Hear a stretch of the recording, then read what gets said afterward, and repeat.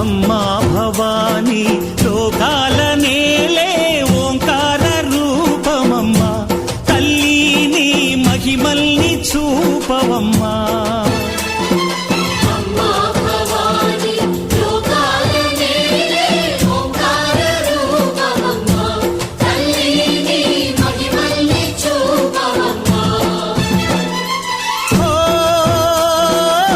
సృష్టికే దీపమా, శక్తికే మూలమా, సింహరథమే నీదమ్మా.